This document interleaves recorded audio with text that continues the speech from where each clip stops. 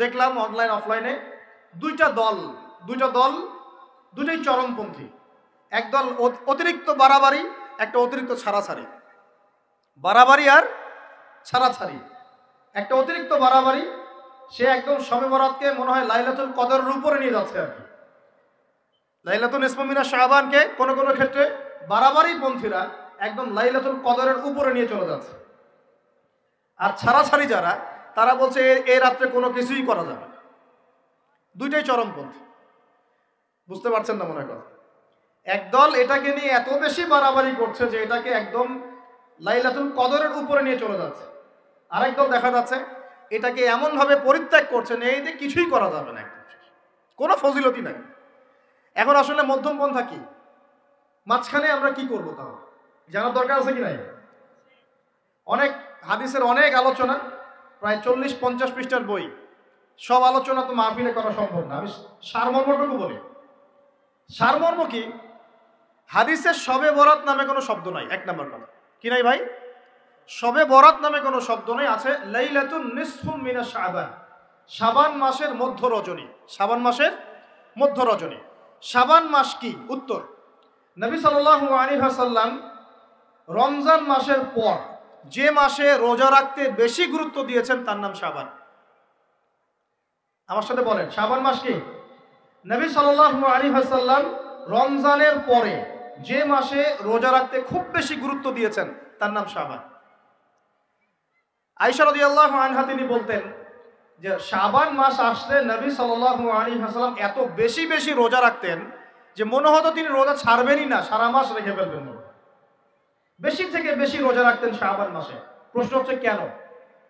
উত্তর, এমনিতে এই মাসটা বরকতময় এবং এই মাসে আল্লাহ পাক তার রহমতে বিপুল সংখ্যক মানুষকে জাহান্নাম থেকে মুক্তি দান করেন। সুবহানাল্লাহ। নবী সাল্লাল্লাহু আলাইহি ওয়াসাল্লাম এই মাসকে তাজিম করতেন। এই মাসের সম্মানার্থে, এই মাসে আল্লাহর রহমত বরকতের স্বার্থে নবী করিম সাল্লাল্লাহু আলাইহি ওয়াসাল্লাম এই মাসে বেশি বেশি রোজা রেখেছেন। সুন্নত কি শিখলাম? শাবান মাসে বেশি বেশি রোজা রাখা সুন্নত। একটা কি পেলাম ভাই? শাবান মাসে বেশি বেশি রোজা রাখা সুন্নত। আপনি যদি মুকিম হন, শরীর সুস্থ থাকে, মুসাফির না, আপনার সুস্থতা আছে, সব ঠিক আছে, আপনি চেষ্টা করবেন এই মাসে বেশি বেশি রোজা রাখার। পারা যাবে ইনশাআল্লাহ। এটা নবীর সুন্নত হবে।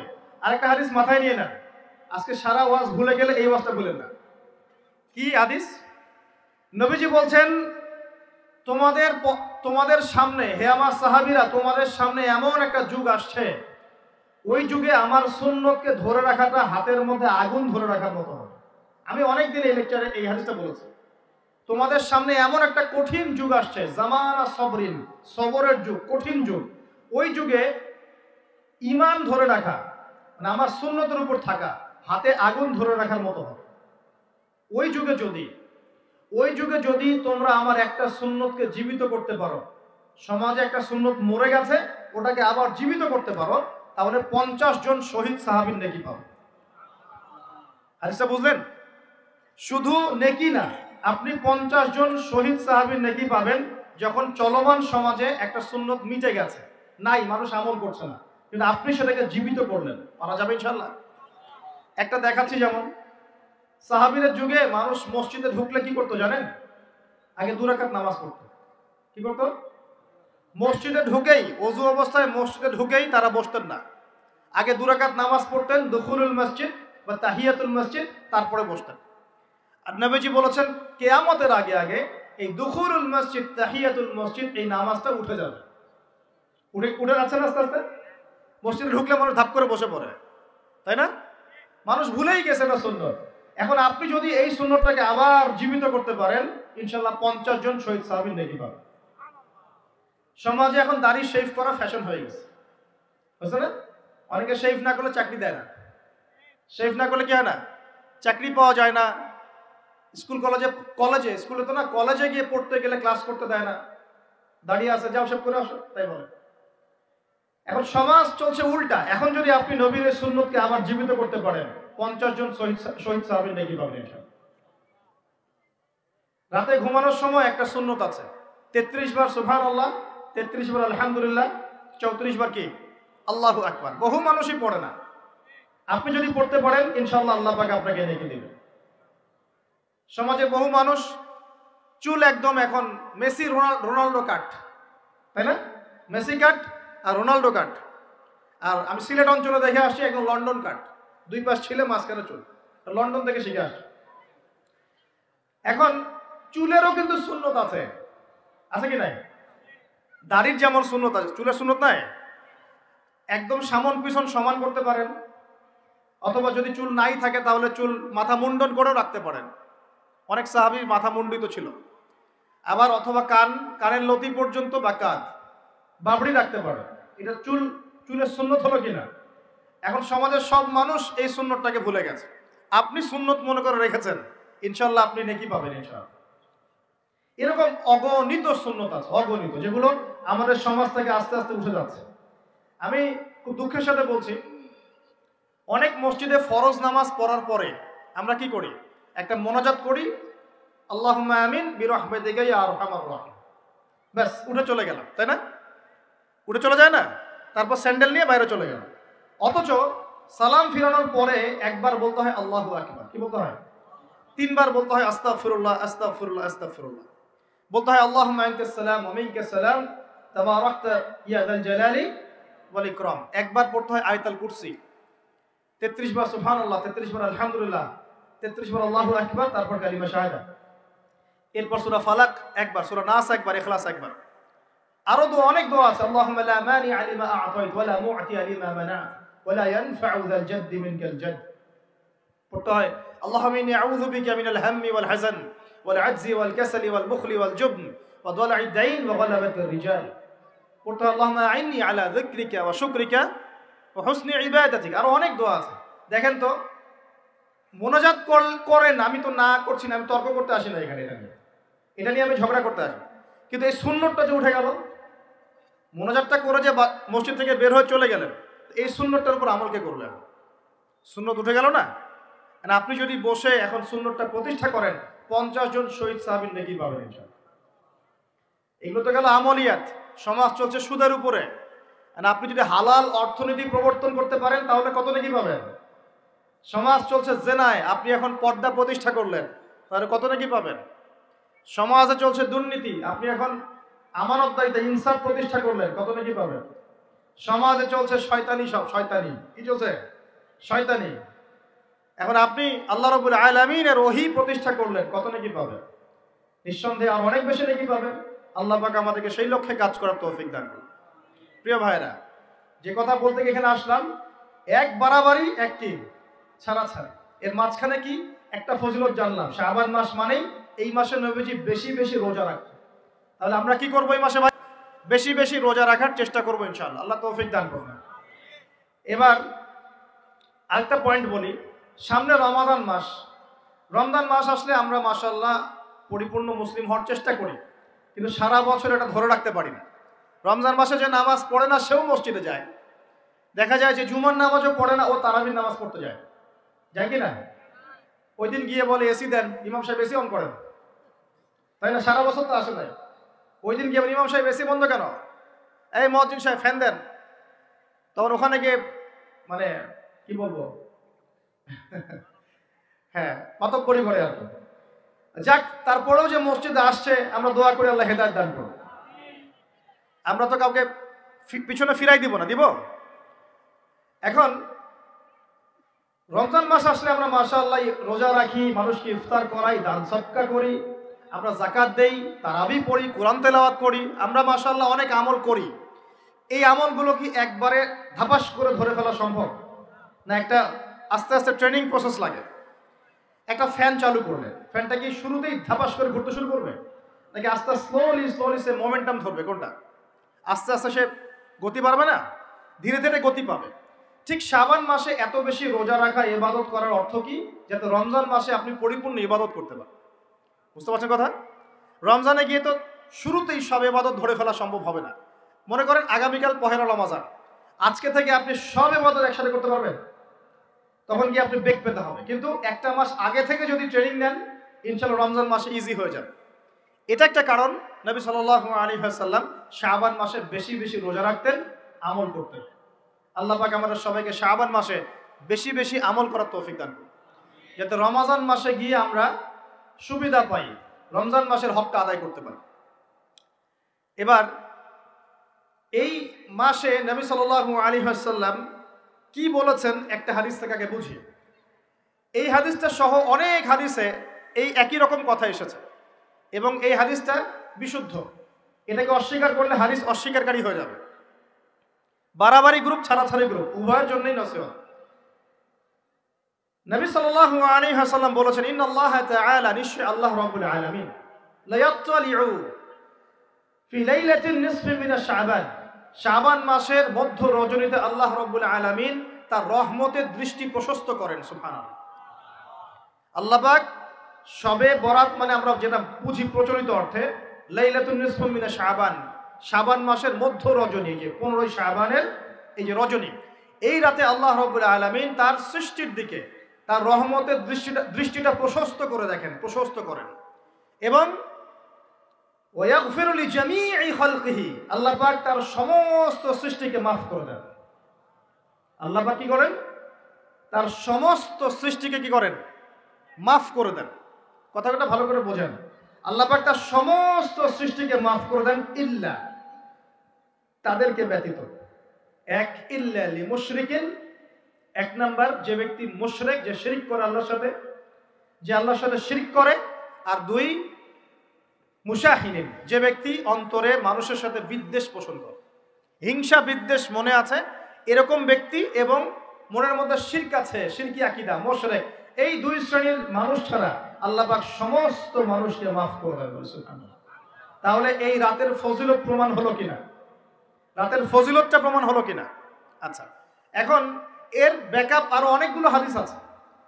ওই সবগুলো হাদিসকে একত্রিত করলে এমনই কনক্লুশন আসে। এছাড়াও আরো কিছু দুর্বল হাদিস আছে, এগুলো দুর্বল, সনদগতভাবে অন্যান্যভাবে দুর্বল। ওখানে আরো কিছু পয়েন্ট পাওয়া যায় যে আর কাকে কাকে আল্লাহ পাক মাফ করেন না। সবাইকে তো মাফ করেন, আর কাকে কাকে করেন না। এই হাদিসে দুটো পেয়েছি, এটা একদম অকাট্য। এটা হলো মুশরিক, আল্লাহ পাক মাফ করেন না। দুই, যে অন্তরে হিংসা বিদ্বেষ পোষণ করে, হিংসা বিদ্বেষ আছে, এদেরকে আল্লাহ মাফ করেন না। আরো কিছু দুর্বল বর্ণনা থেকে পাওয়া যায়, এটা দুর্বল বর্ণনা, কিন্তু জেনে রাখতে তো সমস্যা নাই। সমস্যা আছে? আর পাপ তো পাপী, দুর্বল হাদিসে আসুক আর কঠিন হাদিসে আসুক, পাপ তো পাপী নাকি? পাপ ছাড়তে কোনো সমস্যা আছে? তো তৃতীয় এক শ্রেণীর নাম পাওয়া যায়, যারা হচ্ছে আত্মহননকারী, নিজেরা নিজেদেরকে আত্মহত্যা করেছে, এদেরকে আল্লাহ মাফ করেন। আত্মহনন বোঝেন কিনা? আত্মহত্যা যারা করে, আত্মহনন, এটা একটা শ্রেণী পাওয়া যায়। 4 নম্বর একটা পাওয়া যায়, আত্মীয়তার সম্পর্ক ছিন্নকারী, আত্মীয়তার সম্পর্ক ছিন্নকারী। 5 নম্বর একটা পাওয়া যায়, সেটা হলো মাদক দ্রব্য সেবনকারী। মাদক দ্রব্য সেবনকারী, যুবকরা খুব ভালো করে শোনো এগুলো। মাদক দ্রব্য সেবনকারী আল্লাহ সবাইকে মাফ করেন, মাফ করছেন না। আরেকটা পাওয়া যায়, সেটা হলো যারা জেনার পাপে লিপ্ত আছে। কিসের পাপে ভাই? জেনার পাপ। এরকম আর কিছু ব্যাকআপ পাওয়া যায়, কিন্তু এগুলোর বর্ণনা দুর্বল। বর্ণনা কি? দুর্বল, কিন্তু পাপ তো পাপই নাকি? এই পাপগুলো তো পাপ, এই পাপগুলো করলে কি আল্লাহ খুশি হন? অকাট্য সহি থেকে পাওয়া যায় এই দুইটা, মুশরিক এবং মুশাহিন, যারা শিরক করে, অন্তরে বিদ্বেষ পোষণ করে, আল্লাহ পাক এদেরকে মাফ করেন। এখন আগে জানি শিরক থেকে কিভাবে বাঁচবো, শিরক কি এবং কেন, তারপরে জানবো হিংসা বিদ্বেষ, তারপরে আমরা যাব এই রাত্রে আমরা কি করতে পারি। মনে রাখবেন, আমল করতে হবে 3টা বিষয় খেয়াল রেখে। কয়টা বিষয় ভাই? আমল করতে হবে 3টা বিষয় খেয়াল রেখে। এক, আমল করতে হবে একমাত্র আল্লাহ পাকের সন্তুষ্টির জন্য। 1 নম্বর কি বলেন? এক, আল্লাহর সন্তুষ্টির জন্য, কারো সন্তুষ্টির জন্য না, কারোর জন্য না, শুধু কার জন্য? দলিল হচ্ছে ইন্নাস সালাতি ওয়া নুসুকি ওয়া মাহইয়ায়া ওয়া মামাতি লিল্লাহি রাব্বিল আলামিন ফাসাল্লি লিরাব্বিকা ওয়ানহার। 2, আমল হতে হবে একমাত্র নবী সাল্লাল্লাহু আলাইহি ওয়াসাল্লামের সুন্নাত মোতাবেক। কার সুন্নাত মোতাবেক? নবী এবং সাহাবীদের সুন্নতের সাথে মেলে না, সেই আমল করা যাবে না। নবী এবং সাহাবীদের সুন্নতের সাথে মেলে না, সেই আমল করা যাবে না। 3 নাম, আমলটা যত সুন্দরী মনে হোক, আমলটা যত সুন্দরী মনে হোক আর যত মানুষই করুক, যত মজাদার মনে হোক না কেন, নবী করেন নাই, সাহাবীদের থেকে প্রমাণ নাই, আমল করব না। করলে বেদাত হয়ে যাবে। কি হবে? বেদাত হয়ে যাবে। আর 3 নাম্বার হচ্ছে আমলগুলো করার আগে অবশ্যই আপনার রিজিকটাকে হালাল করতে হবে। কি করতে ভাই? ব্যাস এই তিনটা শর্ত পূরণ করে আমল করলে ইনশাআল্লাহ তাআলা আমরা জান্নাতে যাব ইনশাআল্লাহ। আমরা আশাবাদী আল্লাহ পাক আমাদেরকে জান্নাত দিবেন ইনশাআল্লাহ। আল্লাহ পাক এক রাতে রহম করে সমস্ত মাখলুক সৃষ্টিকে মাফ করে দিচ্ছেন, শুধু শিরক এবং হিংসা বিদ্বেষ পোষণকারীকে মাফ করছেন না। বুঝতে হবে এই পাপ দুটো কত কঠিন। এবার আসেন প্রথমে একটু শিরক নিয়ে কথা বলি, তারপরে মুশাহিন নিয়ে কথা বলি। ধৈর্য ধরবেন তো নাকি? দেরি হচ্ছে? সবর করেন। এখন প্রথমে জানি শিরক কি এবং কেন। শিরক হচ্ছে এমন একটা পাপ, যেই পাপ আমল নামায় থাকলে পরে বিনা তওবায় যদি সেই ব্যক্তি মারা যায়, আল্লাহ পাক তাকে মাফ করবেন না। ভালো করে শোনেন, শিরক এমন একটা পাপ, যে পাপ যদি আমল নামায় থেকে যায়, বিনা তওবায় সে মারা যায়, শিরকের পাপ নিয়ে আল্লাহর সামনে দাঁড়ায়, আল্লাহ তাকে মাফ করবেন না। দলিল সূরা নিসা, আল্লাহ পাক বলছেন ইন্নাল্লাহা লা ইয়াগফিরু আন ইউশরাকা বিহি ওয়া ইয়াগফিরু মা দুনা যালিকা লিমান ইয়াশা। আল্লাহ পাক তার সাথে শিরকের গুনাহ মাফ করবেন না, এছাড়া যে কোনো গুনাহ যাকে ইচ্ছা মাফ করবেন। বুঝাচ্ছি, মনে করেন একজন ব্যক্তি জিনা করেছে, কথা নাউজুবিল্লাহ, একজন ব্যক্তি জিনা করেছে বা মিথ্যা কথা বলেছে বা ধরেন মদ খেয়েছে ইত্যাদি। এখন সে তওবা করলে তো মাফ পেতই, তওবা করলে মাফ হতো না? তওবা করলে মাফ তো পেতই। মনে করেন তওবা না করেই মারা গেছে, আল্লাহ পাক চাইলে কিয়ামতের মাঠে এই পাপও বিনা তওবাতেই মাফ করতে পারে। কথা বুঝতে পারছেন? বুঝতে পারছেন না মনে হয়। মনে করেন একজন ব্যক্তি মদ খেয়েছে, জিনা করেছে ইত্যাদি, সে তওবা করার ফুরসত পায় নাই, বিনা তওবায় মারা গেছে। আল্লাহ পাক চাইলে কিয়ামতের মাঠে তওবা না করা সত্ত্বেও আল্লাহ পাক তাকে মাফ করতে পারে। কিন্তু একজন ব্যক্তি শিরকের পাপ করেছে, তওবা না করে মারা গেছে, আল্লাহ পাক কিয়ামতের মাঠে শিরকের পাপ মাফ করবেন। আমি কি বুঝতে পারছি? অন্য পাপের কারণে আল্লাহ রাব্বুল আলামিন শাস্তি দিয়ে হোক, কোনো একটা ভাবে হোক, নবীর সুপারিশের মাধ্যমে হোক, তাকে জাহান্নামে গেলেও সেখান থেকে বের করে জান্নাতে দিবেন ইনশাআল্লাহ। কিন্তু শিরকের পাপ যার আমলনামায় থাকবে, তার উপর জান্নাতকে হারাম করে দেওয়া হয়েছে। বলেন নাউজুবিল্লাহ। সূরা মাইদায় দলিল আছে, শিরকের পাপ যার আমলনামায় আছে তার জন্য জান্নাতকে হারাম করে দেওয়া হয়েছে। শিরক মানে অংশীদার সাব্যস্ত করা, আল্লাহ পাকের সাথে কাউকে সমকক্ষ করা। শিরক কত প্রকার হয়? উত্তর 3 প্রকার। কয় প্রকার ভাই? বিশ্বাসে শিরক হয়, মানে আকীদায় শিরক হয়। আমলে শিরক হয়, মানে কাজে শিরক হয়। কথা বা লিসানে শিরক হয়। মনে থাকবে? 1 নাম্বার কিসে শিরক হয়? বলেন আমার সাথে। বিশ্বাসে শিরক হয়, আকীদায় শিরক হয়। 2 নাম্বার আমলে শিরক হয়, কাজে শিরক হয়। 3 নাম্বার কথায় শিরক হয়। কয়েকটা এক্সাম্পল দিয়ে বুঝতে পারবেন। একজন ব্যক্তি মনে করেন বিশ্বাস করে যে আল্লাহ বলতে কেউ নাই, কি হবে এটা? বলেন শিরক। একজন ব্যক্তি মনে করেন বিশ্বাস করে যে আল্লাহ আছে, আরো ইলাহ আছে, তাহলে কি হবে?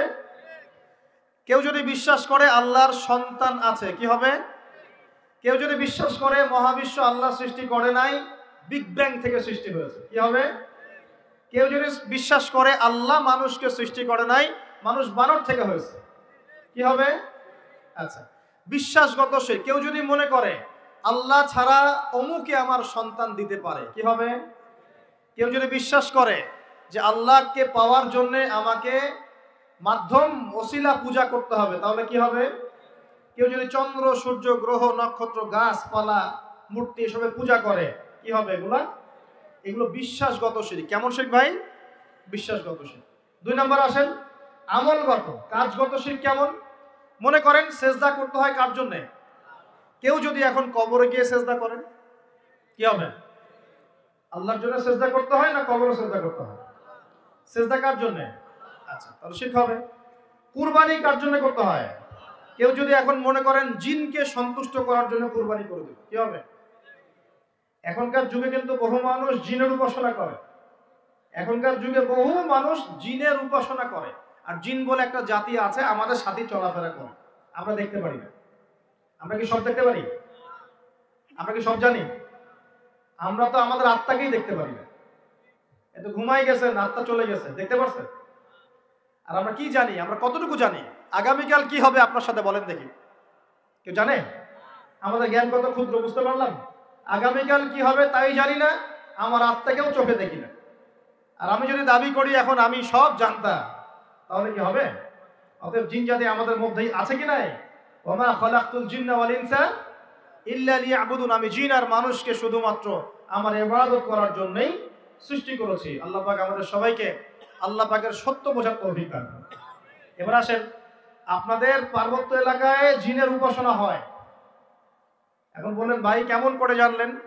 যত তান্ত্রিক মান্ত্রিক কবিরাজ জাদুকর সব এই পাহাড়ি এলাকায় ঘুরে বেড়াচ্ছে, এবং চোখ কান খোলা রাখলে আপনারাও বুঝতে পারবেন। জিনের উপাসনা করলে অনেক কিছু ভেলকিবাজি দেখানো যায়। জিনকে আল্লাহ পাক কিছু ক্ষমতা দিয়েছে।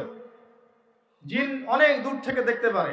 মনে করেন যে কেউ একজন এখানে বসে আছে, সে দাবি করছে যে সে অলৌকিক ক্ষমতার অধিকারী, অথচ ওর কাছে জিন আছে। কি আছে? জিন।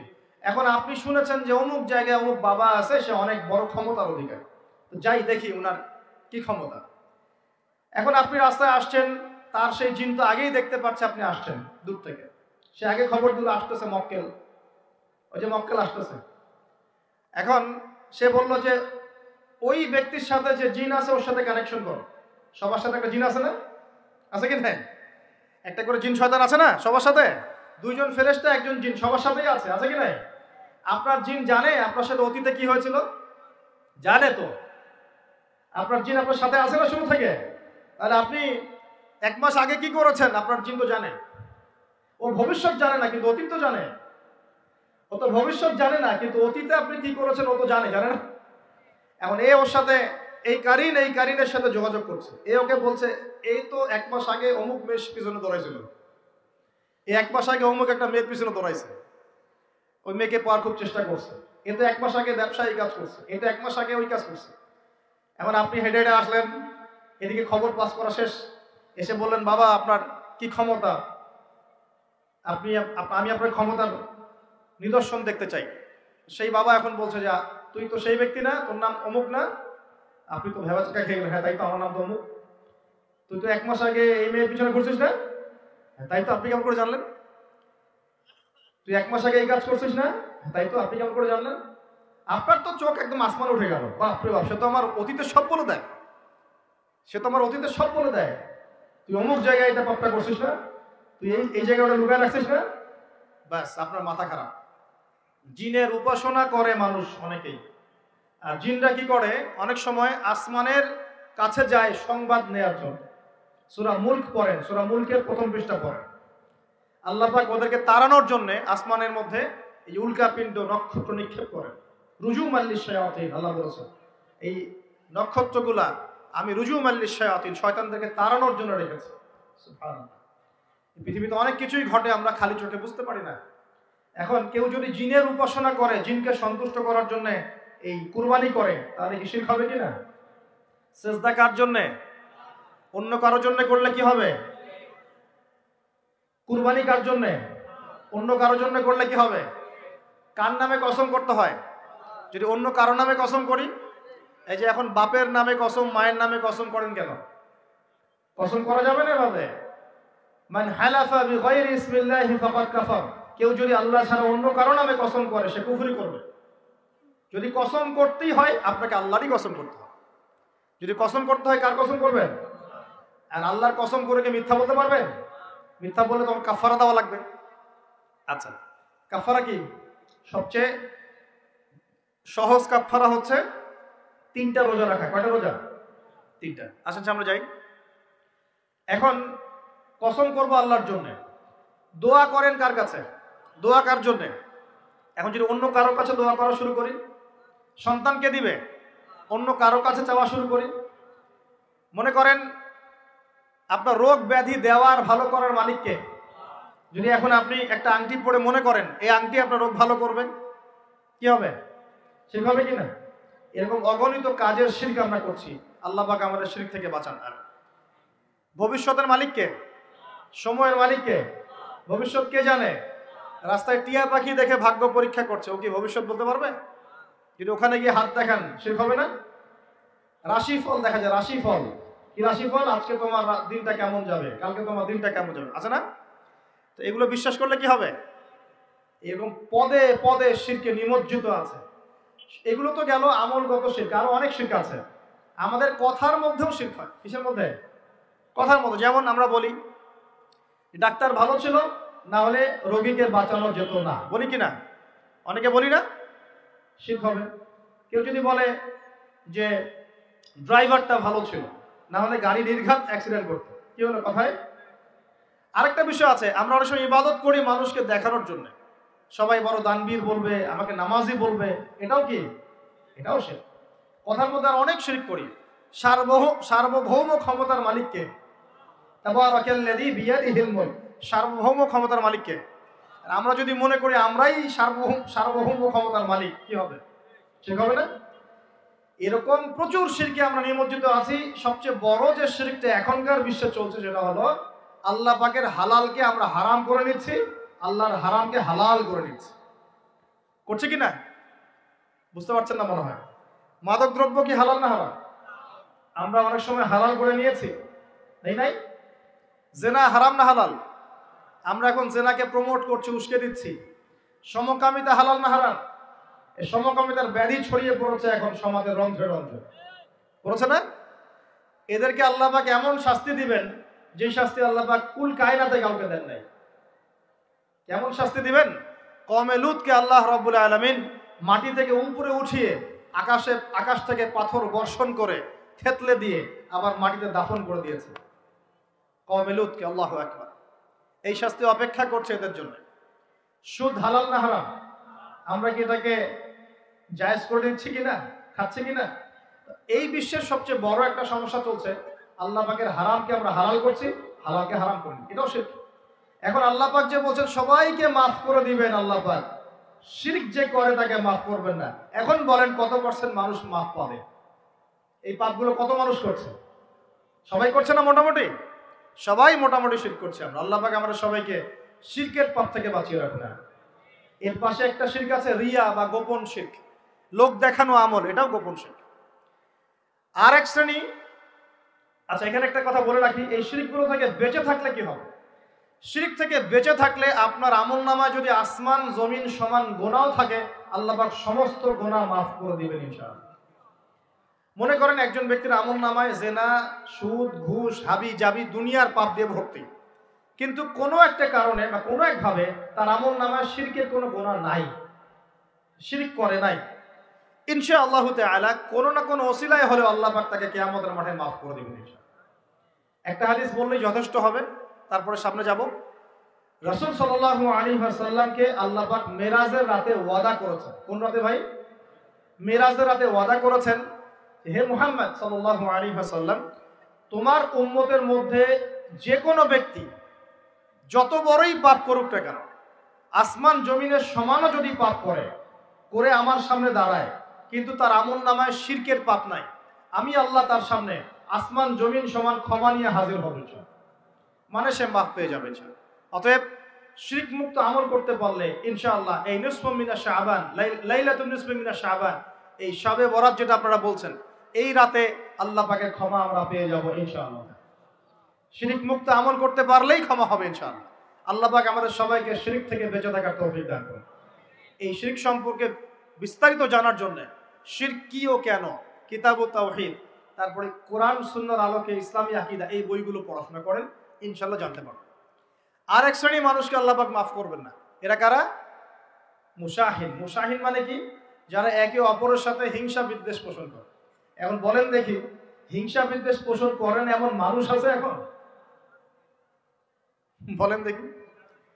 রাজনৈতিক অঙ্গনে একজন আরেকজনের সাথে হিংসা করছে কিনা? সামাজিক নেতৃত্ব নিয়ে একজন আরেকজনের সাথে হিংসা করছে কিনা? পরিবারের মধ্যেও একজন আরেকজনের সাথে হিংসা করছে কিনা? ভাই ভাই একজন আরেকজনের সাথে হিংসা করছে কিনা? আলেম একজন আরেকজনের সাথে হিংসা করছে কিনা? করছে না?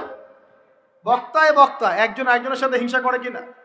ধর্ম থেকে শুরু করে বিশ্ব রাজনীতি পর্যন্ত হিংসার দাবান হলে এখন পুরো বিশ্বের মানুষ জ্বলে পুরো শেষ হয়ে যাচ্ছে, হচ্ছে না? মহিলা হিংসা করে কিনা? সতীনে হিংসা করে কিনা? সতীন বোঝেন কিনা? বিয়েই তো করেন নাই, সতীন বুঝবেন কি? সতীন কি জিনিস? দুই বউ, এক বউ আরেকবার কি হয়? সতীনে হিংসা করে কিনা?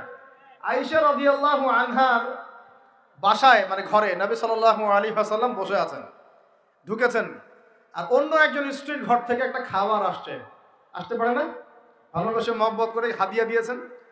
আয়েশা রাদিয়াল্লাহু আনহা যখন দেখলেন তার ঘরের মধ্যে খাবার পাঠিয়েছে অন্য একজন স্ত্রী, পুরো থালাটাকে মাথার উপর নিয়ে ধাবাস করে ভেঙে ফেলে দিলেন। তো রাসূলুল্লাহ সাল্লাল্লাহু আলাইহি ওয়াসাল্লাম মুচকি মুচকি হাসছেন, আর উপস্থিত হয়তো আরো দু একজন ছিলেন, তাদেরকে বলছেন যে তোমাদের মা রাগ করেছে। তিনি নিজেই হাতে সেগুলো তুললেন, সব ভাঙাচুরা পিসগুলো নিজে তুললেন, তুলে রেখে দিয়ে ভালো থালা বাটিগুলো হাদিয়া পাঠালেন ওই স্ত্রীর ঘরে যে ঘর থেকে খাবার এসেছে। এইভাবে ডিল করতে হয় আর কি। রাসূল সাল্লাল্লাহু আলাইহি ওয়াসাল্লাম তখন রাগ হন নাই, কেন এই কাজ করলাম, কেন এই কাজ করলাম। আরেকদিন আয়েশা রাদিয়াল্লাহু আনহা একটা কথা বলে ফেলেছেন। নবী সাল্লাল্লাহু আলাইহি ওয়াসাল্লাম তার কোন এক স্ত্রীর কাছ থেকে এসেছেন। আয়েশা রাদিয়াল্লাহু আনহা বলছেন, আপনি তার সাথে আপনি তার কথা কিভাবে স্মরণ করেন? সে তো একটু খাটো, এরকম একটা কথা বলেছে, সে তো একটু খাটো, একটু বেটে।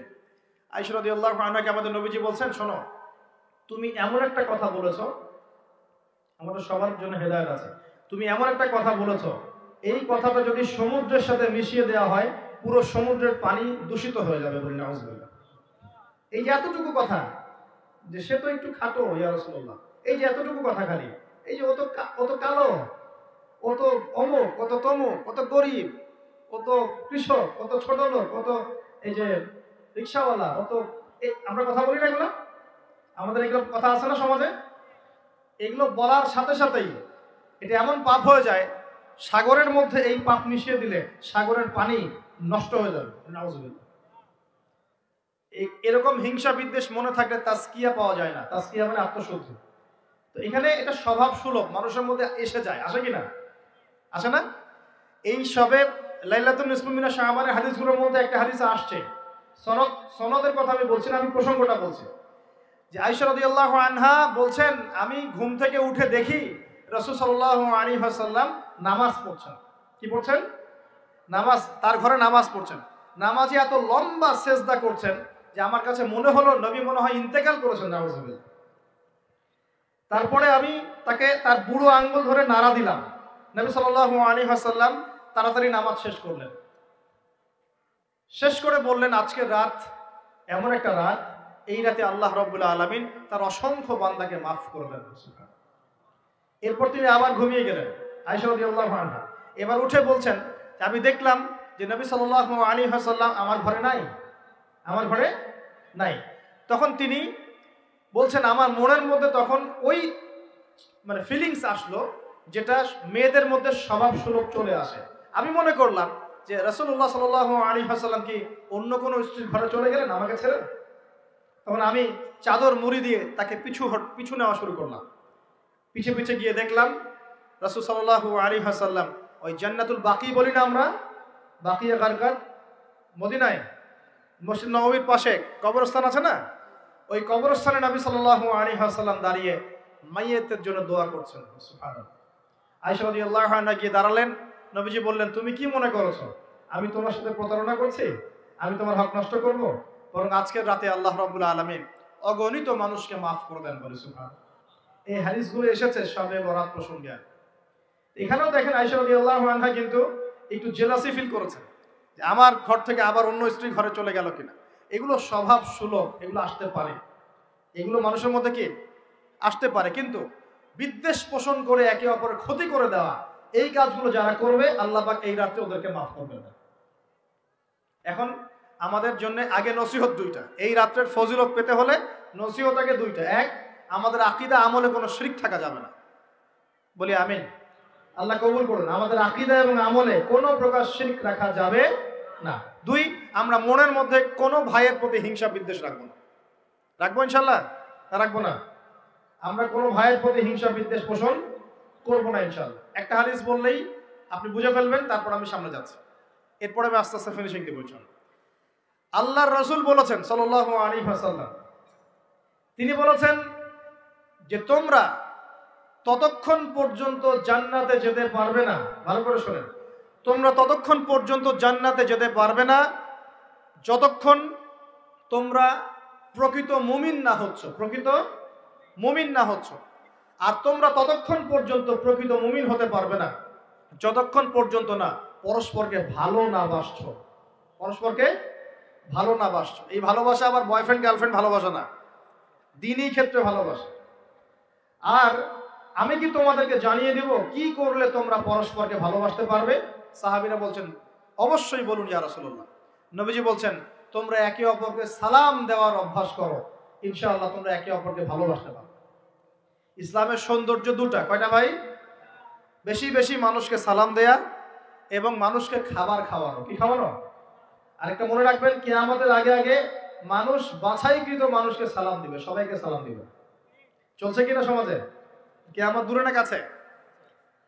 এটা আজকে আলোচনার টপিক না, তাহলে আমি বলতাম যে কতগুলো আলামত আপনি দেখতে পাবেন। এখন আমরা বুঝতে পারলাম এই রাতের ফজিলত আছে, আছে কি নাই? এই রাতের ফজিলত কি? আল্লাহ পাক এই রাতে অগণিত বান্দাকে মাফ করে দিবেন ইনশাআল্লাহ। তবে কোন কোন মানুষকে মাফ করবেন না? এক নম্বর যারা মুশরিক বা শিরক করে, দুই নম্বর যারা বলেন মুশাহিন, বিদ্বেষ, হিংসা বিদ্বেষ পোষণ করে। এই দুই শ্রেণীর মানুষের অন্তর্ভুক্ত হওয়া থেকে আল্লাহ আমাদেরকে বাঁচাক, আমিন। এরপরে দুর্বল হাদিসগুলো বা যেগুলো একদম দুর্বল সনদের, সেগুলোর মধ্যে অতিরিক্ত এসেছে আত্মীয়তার সম্পর্ক ছিন্ন করলে মাপ পাচ্ছে না, আত্মহত্যা করলে মাপ পাচ্ছে না, জেনা করলে মাপ পাচ্ছে না, মাদকদ্রব্য সেবন করলে মাপ পাচ্ছে না। এই পাপগুলো থেকেও আল্লাহ পাক আমাদেরকে বাঁচিয়ে রাখুন বলি। আর এখন কিভাবে এই রাতে আমরা ইবাদত করব জানো দরকার কিনা? তার আগে ইবাদত কবুলের কয় শর্ত বলেছে? 3। আল্লাহর সন্তুষ্টির জন্য হতে হবে, নবীর সুন্নাহ মাফিক হতে হবে, এবং 3 নম্বর হচ্ছে হালাল রিজিক থাকতে হবে, হারাম খেয়ে ইবাদত করা যাবে না। এখন আসেন, কোন হাদিসের মধ্যে স্পেসিফিকলি বলা নাই যে এই রাতে এই এই এই এই ইবাদত করতে হবে, কোন হাদিসের মধ্যে পাওয়া যায় না। কথা বলার চেষ্টা করুন। যেমন লাইলাতুল কদর সম্পর্কে বলা হচ্ছে না, যে লাইলাতুল কদরে যারা কিয়াম করবে, দিনে সিয়াম রাখবে, রাতে কিয়াম করবে, কোরআন তেলাওয়াত করবে, কোরআন দিয়ে কিয়াম করবে, আল্লাহ ওদেরকে মাফ করে দিবেন। একটা আমল দেওয়া আছে লাইলাতুল কদরে। নবী সাল্লাল্লাহু আলাইহি ওয়াসাল্লাম যা করতেন সেগুলোর মধ্যে আমল দেওয়া আছে। এই নিসফু মিনাশ শাবানের মধ্যে স্পেসিফিকলি এভাবে হাদিসের মধ্যে উল্লেখ করা নাই এই এই এই এই আমলগুলো করো। এটা খুঁজে খুঁজে আমাদেরকে বের করতে হয়। খুঁজে খুঁজে কেমন? নবী সাল্লাল্লাহু আলাইহি ওয়াসাল্লাম দোয়া করছিলেন মৃতদের জন্য, করছিলেন না? তাহলে এটা একটা আমল পাওয়া গেল। নবী সাল্লাল্লাহু আলাইহি ওয়াসাল্লাম নামাজে ছিলেন, সিজদারত অবস্থায় ওই যে আয়েশা রাদিয়াল্লাহু আনহা টোকা দিলেন, দিয়ে বললেন আমি ভাবছিলাম তার ইন্তেকাল হয়ে গেছে কিনা, তার মানে বুঝলাম যে আপনি নামাজ পড়তে পারেন। এরপরে আল্লাহ পাকের কাছে ক্ষমা চাইতে পারেন, কারণ এই মাসে আল্লাহ পাক আপনাকে এই রাতে আল্লাহ আপনাকে ক্ষমা করবেন, এই রাতে আল্লাহ ক্ষমা করবেন। এখন এটাকে বলা হয় প্রশস্ততা। ব্যক্তিগতভাবে এখানে আপনাকে প্রশস্ত এখতিয়ার দেয়া হয়েছে। ব্যক্তিগতভাবে আপনাকে আল্লাহ পাক তার রাসূলের মাধ্যমে এই শরীয়তে এই রাতের আমলের জন্য একটা প্রশস্ত এখতিয়ার দিয়েছেন। আপনি রাসূল সাল্লাল্লাহু আলাইহি ওয়াসাল্লামের সুন্নাহ মাফিক যে কোনো ভালো কাজ করতে পারেন, কিন্তু নির্দিষ্ট করে আপনাকে দেওয়া হয় নাই যে আপনাকে 100 রাকাতই পড়তে হবে, আপনাকে 200 রাকাতই পড়তে হবে, আপনাকে 10 রাকাতই পড়তে হবে, আপনাকে 1 খতমই দিতে হবে, এরকম নির্দিষ্ট করে আপনাকে কিছু দেওয়া হয়। আপনি এখন চাইলে সুন্দর করে ওযু করলেন, ওযু করে মাশাআল্লাহ আতর খুশবু ব্যবহার করতে পারেন, পরে সুন্দর জামা পরলেন, পরে আপনি আল্লাহর স্মরণে নামাজ আদায় করলেন। এখন ফরজ নামাজ আগে না নফল আগে? ফরজ আগে না নফল আগে? এই আমলগুলো ফরজ না নফল? এগুলো নফল। আগে তো ফরজ পড়তে হবে নাকি? 5 ওয়াক্ত ফরজ নামাজ তো আগে, তারপরে আপনি নফলে আসেন। আমাদের জীবনে কোনটার গুরুত্ব সবচেয়ে বেশি? ফরজ ঠিক না থাকলে নফল দিয়ে কাজ হবে? তো ফরজ ঠিক করার পরে আপনি এখন অতিরিক্ত আমল করার চেষ্টা করছেন, সুন্দর কাপড় চোপড় পরেছেন, আপনি মাশাআল্লাহ পাক পবিত্র হয়েছেন, আতর খুশবু ব্যবহার করেছেন, আপনি নীরবে নিভৃতে আল্লাহকে ডাকছেন নামাজের মধ্যে, লম্বা করে সুন্দর করে নামাজ পড়ছেন, আপনি একটু কোরআন তেলাওয়াত করছেন, আলহামদুলিল্লাহ। আপনি এই রাতে মৃতদের জন্য দোয়া করলেন, নিজের জন্য দোয়া করলেন, পরিবারের জন্য দোয়া করলেন, আপনি তাসবিহ তাহলিল করলেন, যদি আপনাকে আল্লাহ সামর্থ্য দেন আপনি কিছু দান সাদাকা করেছেন, আপনি বিভিন্ন রকম ভালো কাজে আপনি নিজেকে মানে এঙ্গেজ রাখতে পারেন, নিজেকে বিভিন্ন ভালো কাজে আপনি নিজেকে সম্পৃক্ত রাখতে পারেন। এভাবে আপনি রাতটাকে একটা উৎসবের উৎসাহে পার করতে পারেন। কিন্তু আমরা যে ঘটা করে অনেকগুলো কাজ করি না, ঘটা করে হালুয়া রুটি সামাই টামাই এই সেই আলোকসজ্জা অমুক তমুক দল বেঁধে কবরস্থান, এই আমলগুলো নবী এবং সাহাবীরা থেকে প্রমাণ হয়। আমি কি বুঝতে পারছি? আমল করতে আপনাকে নিষেধ করা হয় না, কিন্তু বাড়াবাড়ি করবেন না, ছাড়াছাড়ি করবেন না। মধ্যমপন্থী থাকেন, ব্যক্তিগতভাবে আপনি আপনার মতো করে আমল করতে পারেন। আপনাকে ইখতিয়ার, প্রশস্ততা দেওয়া হয়েছে। আপনি একটু নামাজ পড়েন, একটু তেলাওয়াত করেন, একটু জিকির করেন, দোয়া করেন, আপনি আল্লাহর কাছে চেয়ে নেন। আরেকটা হাদিস আছে, এই রাতে আল্লাহ রাব্বুল আলামিন প্রথম আসমানে নেমে আসেন। সুবহানাল্লাহ। আল্লাহ পাক কেমন করে নেমে আসেন এটা আমাদের ব্যাখ্যার বাইরে, আর এটা সত্তাগতভাবে না, আল্লাহ পাকের রহমত নেমে আসেন। আল্লাহ পাক আহ্বান করতে থাকেন, কে আছে আমার কাছে কিছু চাইবে, আমি তাকে দিব। কে আছো আমার কাছে ক্ষমা চাইবে, আমি মাফ করে দিব। কে আছো আমাকে ডাকবে, আমি তার ডাকে সাড়া দিব। সুবহানাল্লাহ। আল্লাহ পাক এই পুরো রাত বলতে থাকেন। একটা কথা মনে রাখবেন, এভাবে কিন্তু আল্লাহ পাক প্রত্যেক রাতেই বলতে থাকেন, শুধু এই একটা রাতেই নয়, প্রত্যেক রাতেই আল্লাহ পাক বলতে থাকেন। কিন্তু এই রাতে স্পেশালি আল্লাহ পাক অগণিত মানুষকে মাফ করে দিবেন ইনশাআল্লাহ। তা আমরা আল্লাহর কাছে দোয়া করি, আল্লাহ পাক আমাদের সবাইকে যেন সুস্থতার সাথে শাবান মাসে বেশি বেশি রোজা রাখার তৌফিক দান করেন, এবং যে আমলগুলো সুন্নাহ সম্মত, এই সুন্নাহ সম্মত আমলগুলো আল্লাহ আমাদের করার তৌফিক দান করেন। বাড়াবাড়ি পর্যায়ে চলে যাবেন না, একবার ছাড়াছাড়ি পর্যায়ে চলে যাবেন না। মধ্যমপন্থী থাকেন, রাতের ফজিলতটাকে আল্লাহর কাছে চেয়ে নেন, এবং আল্লাহর কাছে মাফ পাওয়ার জন্য যে পাপগুলোকে ছাড়তে হবে, যেমন শিরক, হিংসা বিদ্বেষ ইত্যাদি ইত্যাদি, এই পাপগুলোকে ছেড়ে দিয়ে আল্লাহর কাছে নিজেকে প্রমাণ করার চেষ্টা করি। আল্লাহ পাক আমাদের সবাইকে তৌফিক দান করুন, বলি আমিন। আকুলু কওলি হাযা আস্তাগফিরুল্লাহ লি ওয়া লাকুম ওয়া লিসাইল মুসলিমিন। বারাকাল্লাহু লানা ওয়া লাকুম বিল আয়াতিল হাকীম। ইন্নাহু তাআলা জাওয়াদুন কারীম মুবাররাউফুর রহিম।